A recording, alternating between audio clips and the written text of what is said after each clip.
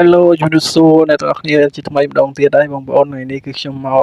រកស្វាយក្រហមកែដដែលបងប្អូនថ្ងៃនេះគឺខ្ញុំសុំថត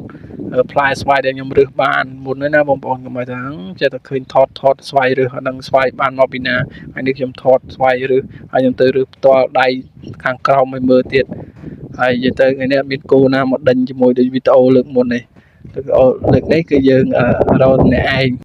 ហើយយើងនេះគឺទៅរើសបានច្រើនមែនតើទៅរើសពេលព្រឹកទេបងប្អូនបានច្រើនណានិយាយទៅបាននឹងមួយថ្នាក់ដូចវីដេអូខាងមុខខ្ញុំប្រាប់ចឹងនិយាយទៅខ្ញុំទៅបង្ហាញសកម្មភាពខ្ញុំទៅរើសគឺស្វាយក្រហមកែនេះមានខ្លះក៏ពណ៌លឿងទៅខ្លះក៏ក្រហមទៅហើយពួកវាលក្ខណៈស្វាយយើងនៅដងព្រៃបងប្អូនហើយនិយាយទៅនៅដកធ្លាក់មកតាមស្មៅ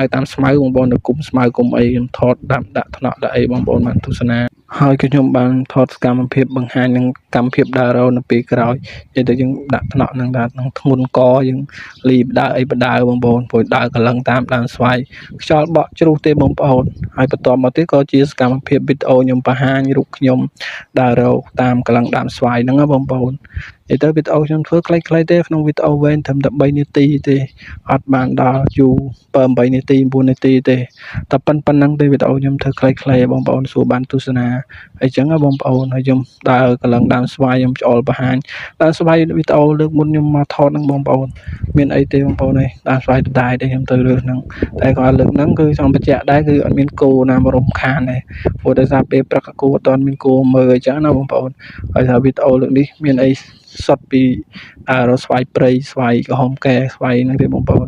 ខែហ្នឹងគឺខែស្វាយបងប្អូនហើយខ្ញុំមកបានប្រទះស្វាយក្នុងព្រៃនិយាយទៅស្វាយក្រហមកែនេះឆ្ងាញ់ណាស់បងប្អូនតែពេលខ្លះវារៀងមានជ័រឲ្យតិចដែរបងប្អូន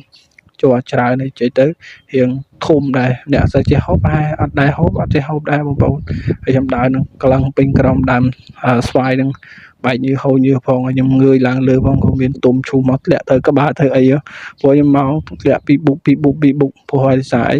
ខ្យល់កន្លែងហ្នឹងវាច្រើនដែរបងប្អូនខ្យល់នៅឯចកាហ្នឹងច្រើនដែរហើយទៅខ្ញុំជាងើយឡើងលើហើយមានខ្លះទៅក៏មានកតេះកផុកអីចឹងណាមកស៊ីស្វាយហ្នឹងដែរបងប្អូននិយាយទៅ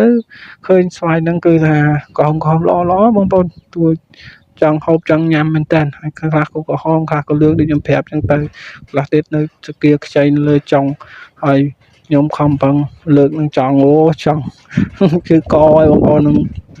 ហើយមិនក៏លឹមតិចដែរព្រោះព្រៀងបើកថ្ងៃនេះហើយកាសធាតក៏មិនអំណោយផលដែរមិនរកព្រៀងដែរខ្ញុំជាងងើយឡើងលើទៀតហើយខ្លាចតែស្វាយត្រាំលើដល់ពេលតបមកទៀតគឺថាធ្ងន់ហើយចាប់ដើមធ្ងន់ខ្ញុំចាប់ដើមបាក់អង្ការចាប់ដើមនេះលីអញ្ចឹងណាចាប់ដើមទាញមកចំហៀងសួរកាន់មកទៅព្រោះយើងធ្ងន់ដែរស្វាយចង់20ផ្លែជាងហើយតែទៅគ្មានអីទេវីដេអូយើងពីសកម្មភាពដើររកស្វាយព្រៃឥឡូវខ្ញុំចាប់ដើមចេញមកក្រៅបន្តិចដើម្បីឲ្យបរិយាកាសឲ្យដើរមកកែវក៏រើសបានស្វាយផ្សេងទៀតស្វាយទុំស្វាយអីហ្នឹងគឺថាគ្មានអីទេបងប្អូនអើយក្រៅពីស្វាយក្